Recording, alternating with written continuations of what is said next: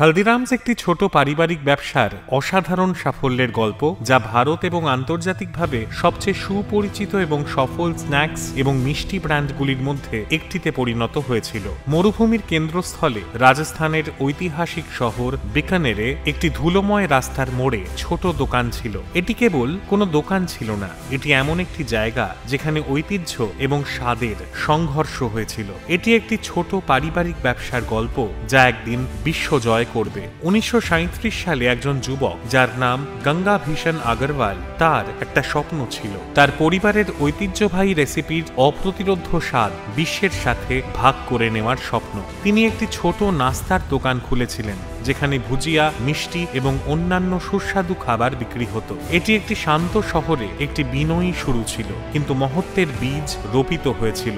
বছরের পর বছর ধরে এটি কেবল একটি স্থানীয় দোকান ছিল, কিন্তু শিবকুমার এবং তার পরিবার সবচেয়ে কঠিন চ্যালেঞ্জের মুখোমুখি হয়েছিল। কিভাবে তাদের ছোট শহর থেকে মুক্তি পেয়ে বিশাল ক্ষুধার্ত পৃথিবীতে পৌঁছবেন। তারা জানতো তাদের কাছে বিশেষ কিছু আছে, খাঁটি কিছু, কিন্তু টিকে থাকার জন্য তাদের কেবল দুর্দান্ত রুচির চেয়েও বেশি কিছুর প্রয়োজন ছিল। তাদের নতুনত্বের প্রয়োজন ছিল। 12 বছর বয়সে গঙ্গা ভীষণ আগরওয়াল তার খালার কাছ থেকে রেসিপিটি শিখেছিলেন, যিনি বিকানেরি ভুজিয়া নামে পরিচিত বর্তমান খাবারের একটি ঘন এবং নরম নমুনা তৈরি করতেন।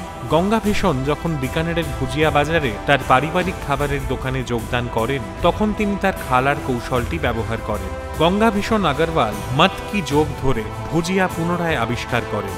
বেসনের বদলে ডাল বানিয়ে ভুজিয়া সেও, যা এক ধরনের মুসুর ডাল, আর এটি ভুজিয়াকে অত্যন্ত সুস্বাদু করে তোলে। রাতারাতি এটিকে একটি সুস্বাদু খাবারে পরিণত করে। তার মূল লক্ষ্য ছিল সূক্ষ্ম, মুচমুচে এবং কম চর্বিযুক্ত ভুজিয়া তৈরি করা, যাতে এটি গ্রাহকদের ভুজিয়া খাওয়ার অভিজ্ঞতা আরও উন্নত করে এবং একই সাথে গ্রাহকদের বিকানেরে বিক্রি হওয়া প্রচলিত ভুজিয়ার থেকে আলাদা কিছু অনুভব করাতে পারে। তিনি জানতেন কিভাবে তার নতুন পণ্যটি স্মার্টভাবে ব্র্যান্ড করতে হয়, তাই তিনি এর নামকরণ করেন ডুঙ্গার। বিকানিরের জনপ্রিয় মহারাজা ডুঙ্গার সিং এর পরে সেভ। ডুঙ্গার নামটির সাথে মহারাজের কোনো সম্পর্ক ছিল না, তবুও এটি হলদিরামের ব্র্যান্ড অ্যাম্বাসেডরের মতো কাজ করেছিল। ভুজিয়া ফলে পণ্যটির অনুভূত মূল্য অনেকাংশে বৃদ্ধি পেয়েছে। ফলস্বরূপ লোকেরা অন্যের ভুজিয়ার চেয়ে অতিরিক্ত অর্থ দিতে আপত্তি করে না। সেভ, কারণ তারা প্রিমিয়াম পণ্য কিনছে। আর হলদিরামের ডাঙ্গার সেভের চাহিদা মাত্র কয়েক সপ্তাহের মধ্যেই আকাশ ছোঁয়া হয়ে যায়। এটি ছিল অবিশ্বাস্য হলদিরামের গল্পের প্রতিষ্ঠাতার স্তম্ভ। অনেক পুনরাবৃত্তির পর হলদিরাম ভুজিয়ার রেসিপিতে 3টি উল্লেখযোগ্য পরিবর্তন আনেন, যা তার পরিবারের ভাগ্য চিরতরে বদলে দেয়।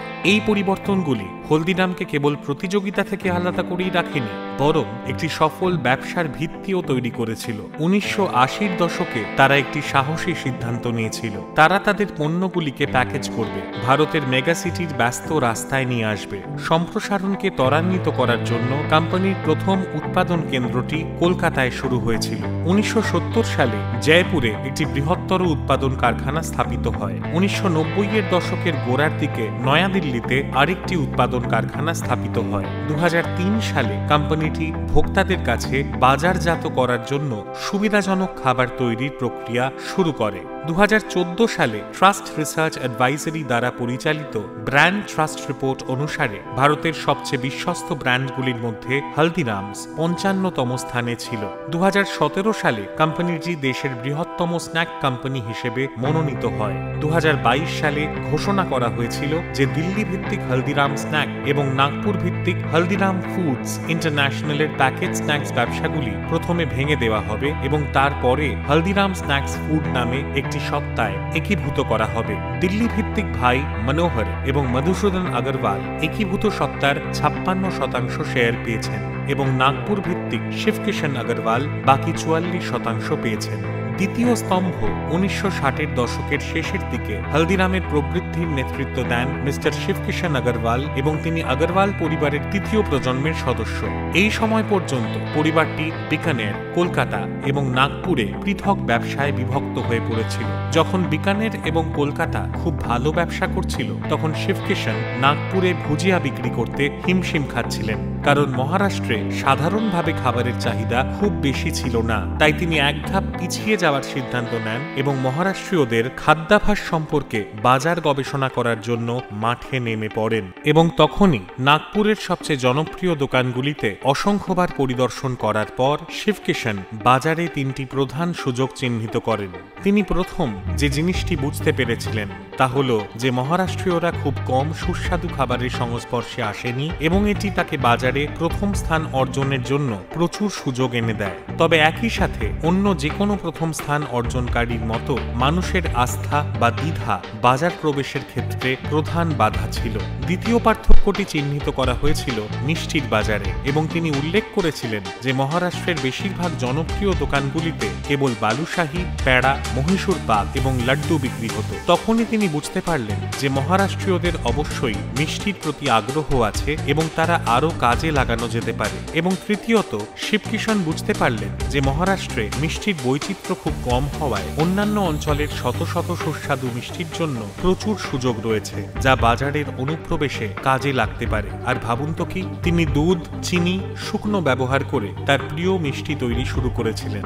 1975 সালে হলদিরাম দিল্লির পাশাপাশি নাগপুরেও উৎপাদন কারখানা স্থাপন করে। কোম্পানিটি তিনটি পৃথক ক্ষেত্রে বিভক্ত হয়ে পড়ে। উত্তর অঞ্চলে দিল্লি ভিত্তিক হলদিরাম স্ন্যাক্স এবং এথনিক ফুডস, পশ্চিম ও দক্ষিণ অঞ্চলে নাগপুর ভিত্তিক হলদিরাম ফুডস ইন্টারন্যাশনাল এবং অনেক ছোট কলকাতা ভিত্তিক হলদিরাম, পূর্বাঞ্চলে ভুজিয়াওয়ালা। দিল্লির ব্যবসা এখন সবচেয়ে বড় হয়ে উঠেছে। হলদিরামের ব্যবসা ভারতের আরো অনেক শহরে এবং বিদেশেও বিস্তৃত।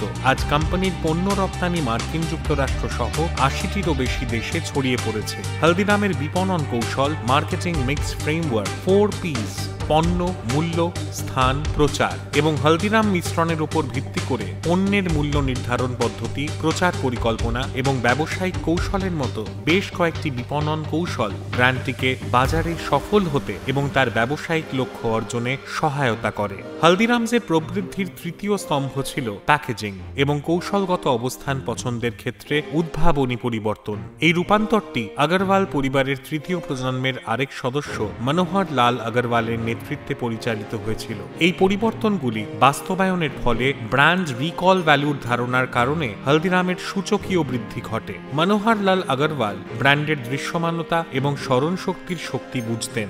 জোম্যাটো ব্র্যান্ডের খাদ্য সরবরাহকারী কর্মীদের বিশাল উপস্থিতি কিভাবে আস্থা তৈরি করে, অথবা একটি নির্দিষ্ট বইয়ের প্রচ্ছদ ঘন ঘন দেখা আপনাকে সেই বইটি পড়তে উৎসাহিত করতে পারে, ঠিক তেমনি হলদিরাম তার ব্র্যান্ডকে শক্তিশালী করার জন্য প্যাকেজিংকে একটি হাতিয়ার হিসেবে ব্যবহার করেছিল। প্যাকেজিংয়ে ব্র্যান্ডের নাম এবং লোগো রেখে গ্রাহকরা ব্র্যান্ডের সাথে পরিচিত হয়ে ওঠেন, যার ফলে আস্থা এবং স্বীকৃতি বৃদ্ধি পায়। 1980-র দশকে বাজারে প্যাকেজিংকে গুরুত্বের সাথে নেওয়া হতো না। মনোহর লাল আগরওয়াল হলদিরামের প্যাকেজিংকে ছোট বিলবোর্ডে রূপান্তরিত করে এর সুবিধা গ্রহণ করেছিলেন, যা ব্র্যান্ডের দৃশ্যমানতা বৃদ্ধি করেছিল। হলদিরাম দ্বারা পাঠানো প্রতিটি প্যাকেজে কেবল একটি পণ্যই ছিল না, বরং একটি ক্ষুদ্র বিজ্ঞাপন হিসেবেও কাজ করেছিল, যা ব্র্যান্ডের পরিচয়কে শক্তিশালী করেছিল। প্যাকেজিংয়ের পাশাপাশি মনোহর লাল কৌশলগতভাবে হলদিরাম স্টোরগুলিকে ঘন বসতিপূর্ণ এলাকায়, যেমন রেলওয়ে স্টেশনগুলিতে স্থাপন করেছিলেন।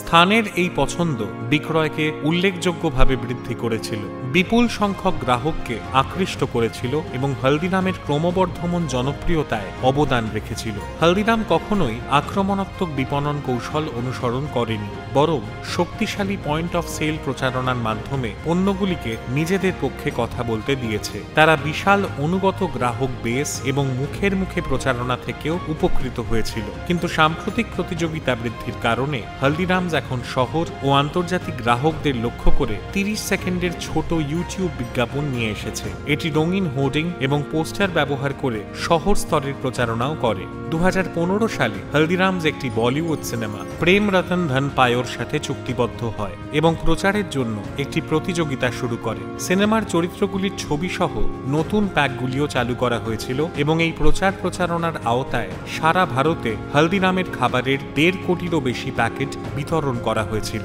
হলদিরাম ক্রয়ের বিজ্ঞাপনের উপর বেশি মনোযোগ দেয় এবং মলে তার পণ্যগুলির জন্য বিশেষ মার্ক ব্যবহার করে। হলদিরামের পণ্য প্রচারের একটি গুরুত্বপূর্ণ দিক ছিল প্যাকেজিং। হলদিরামস বছরের পর বছর ধরে বেশ কয়েকটি বিতর্কের সম্মুখীন হয়েছে। বিষাক্ত এবং ভেজালযুক্ত পদার্থের সম্ভাব্য দূষণের উদ্বেগের কারণে 2015 সালে মার্কিন খাদ্য ও ওষুধ প্রশাসন হলদিরামের বেশ কয়েকটি পণ্য তাক থেকে সরিয়ে দেয়। পরে কোম্পানিটি এই অভিযোগ থেকে মুক্তি পায় এবং কয়েক মাস পরে পণ্যগুলি বাজারে ফিরে আসে। হলদিরামসের প্রতিষ্ঠাতা আগরওয়াল পরিবার ব্র্যান্ডের নিয়ন্ত্রণ নিয়ে পারিবারিক কলহ এবং আইনি বিরোধে জড়িত।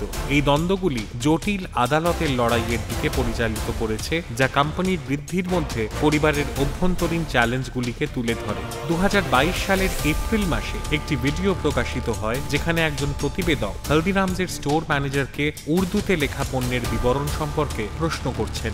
প্রতিবেদক ইঙ্গিত দিয়েছিলেন যে নবরাত্রির সময় হিন্দু গ্রাহকদের বিভ্রান্ত করার জন্য উর্দু ব্যবহার করা হয়েছিল, তবে পরে স্পষ্ট করা হয়েছিল যে বিবরণগুলি উর্দুতে নয়, আরবি ভাষায় ছিল, কারণ কোম্পানিটি বেশ কয়েকটি মুসলিম সংখ্যাগরিষ্ঠ দেশে পণ্য রপ্তানি করে। এই ঘটনাটি সোশ্যাল মিডিয়ায় বিতর্কের জন্ম দেয়। কেউ কেউ হলদিরামের পণ্য বয়কটের আহ্বান জানায়। হলদিরাম তার নাম এবং লোগোর জন্য ট্রেডমার্ক অধিকার নিশ্চিত করতে চ্যালেঞ্জের মুখোমুখি হয়। 2024 সালে দিল্লি হাইকোর্ট কোম্পানির পক্ষে রায় দেয়, নিশ্চিত করে যে নাম এবং স্বতন্ত্র লাল ডিম্বাকৃতি লোগো 6 দশকেরও বেশি সময় ধরে ব্র্যান্ডের সাথে যুক্ত ছিল, যার ফলে তাদের ট্রেডমার্ক সুরক্ষা দেওয়া হয়। 2017 সালের সেপ্টেম্বরে শেষ হওয়া বছরে হলদিরামস 2 দশকেরও বেশি সময়ের পর দেশের বৃহত্তম স্ন্যাক্স কোম্পানি হিসেবে শীর্ষস্থান অর্জন করে। বিক্রির দিক থেকে পেপসিকোকে ছাড়িয়ে যায়। 2017 সালের সেপ্টেম্বরে হলদিরামের বিক্রি 4,224.80 কোটি টাকা, যেখানে পেপসিকোর বিক্রি ছিল মাত্র 3,990.70 কোটি টাকা। একই সময় হলদিরামের বাজার শেয়ার দ্রুত গতিতে প্রায় 30% বৃদ্ধি পেয়েছে, যা 2012 থেকে 16 সালে ছিল 10 থেকে 12%। এভাবেই হলদিরামস বিকানেরের ছোট দোকান থেকে বিশ্বের অন্যতম বিখ্যাত স্ন্যাক্স বিক্রেতা হয়ে উঠেছে। আজ হলদিরামের মূল্যায়ন $3 বিলিয়ন ছাড়িয়ে গেছে এবং ব্যবসা 80টিরও বেশি দেশে ছড়িয়ে পড়েছে। আগরওয়ালের 3 প্রজন্মের প্রচেষ্টার ফলে তাদের ছোট দোকানটি আজকের বৃহৎ ব্যবসায় রূপান্তরিত হয়েছে। এই গল্পটি ছিল ভুজিয়া একটি ব্র্যান্ড হলদিরাম সাম্রাজ্য গড়ে তোলার জন্য। হলদিরামের কার্যক্রমের সাথে পরিচিত ব্যক্তিদের মতে সম্মিলিত স্ন্যাক্স ব্যবসার ফিনান্সিয়াল ইয়ার 24 আয় 14,500 কোটি টাকা হবে বলে আশা করা হচ্ছে, যার EBITDA 2300 থেকে 2,500 কোটি টাকা হবে। গত 5 বছরে ব্যবসায় 18% চক্রবৃদ্ধি হারে রাজস্ব বৃদ্ধি পেয়েছে।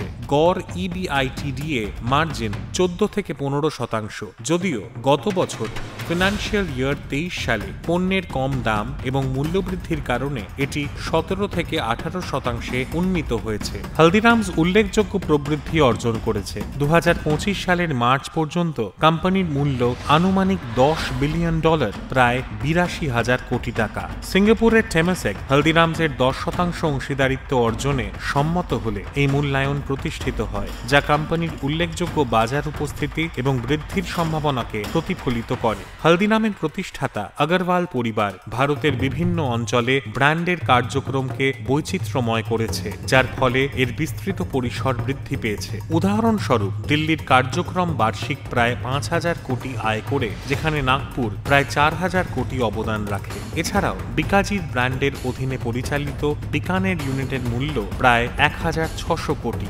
2024 সালে বার্কলেজ হুরুন ইন্ডিয়া রিচ লিস্ট অনুসারে হলদিরামস ভারতের সবচেয়ে মূল্যবান তালিকাভুক্ত কোম্পানি হিসেবে স্বীকৃতি পায়, যার মূল্যমান ছিল 63,000 কোটি টাকা। তবে বেসরকারি ইকুইটি সংস্থাগুলির সাথে সাম্প্রতিক আলোচনায় মূল্যায়নের ক্ষেত্রে মতবিরোধ দেখা দিয়েছে। উদাহরণস্বরূপ ব্ল্যাকস্টোন হলদিরামের মূল্যমান প্রায় $8 বিলিয়ন নির্ধারণ করেছে, যেখানে কোম্পানিটি $10 বিলিয়ন মূল্যায়ন চেয়েছিল, যার ফলে ব্ল্যাকস্টোন আলোচনা থেকে সরে আসে। আর বন্ধুরা, এটা তো তোমার জন্যই। বিকানিরে একটি সাধারণ শুরু থেকে ভারতের সবচেয়ে প্রিয় খাদ্য ব্র্যান্ডগুলির মধ্যে একটি হয়ে ওঠা পর্যন্ত হলদিরামস সত্যি গুণমান, ঐতিহ্য এবং উদ্ভাবনের চেতনার প্রতিনিধিত্ব করে। আপনি কি ভেলের মুচমুচে স্বাদের জন্য আকুল? পুরি, গোলাপ জামুনের মিষ্টি স্বাদ অথবা ভ্রমণের সময় ঝটপট নাস্তা খুঁজছেন? হলদিরামস সবার জন্য কিছু না কিছু আছে। তাই পরের বার যখন আপনি নাস্তার মেনু মেজাজে থাকবেন অথবা আপনার বন্ধুদের সাথে কিছু সুস্বাদু ভারতীয় স্বাদ ভাগ করে নিতে চাইবেন, হলদিরামস সর্বদা আপনার ক্ষুধা মেটাতে প্রস্তুত। আর কে না জানে, আপনি হয়তো নতুন কোনো প্রিয় খাবার আবিষ্কার করতে পারেন। তোমার পছন্দের কোনটা? হলদিরামের পণ্যটি কি? নিচের মন্তব্যে আমাকে জানান। এবং যদি আপনি ভারতের অন্যতম আইকনিক খাদ্য ব্র্যান্ডের এই গভীর অনুসন্ধানটি উপভোগ করে থাকেন, তাহলে এই ধরনের আরো সুস্বাদু সামগ্রীর জন্য লাইক বোতামটি টিপতে, সাবস্ক্রাইব করতে এবং ঘন্টা বাজিয়ে দিতে ভুলবেন না। পরবর্তী সময় পর্যন্ত খাবার খেতে থাকুন, অন্বেষণ করতে থাকুন এবং সর্বদা নতুন অভিজ্ঞতার জন্য ক্ষুধার্ত থাকুন।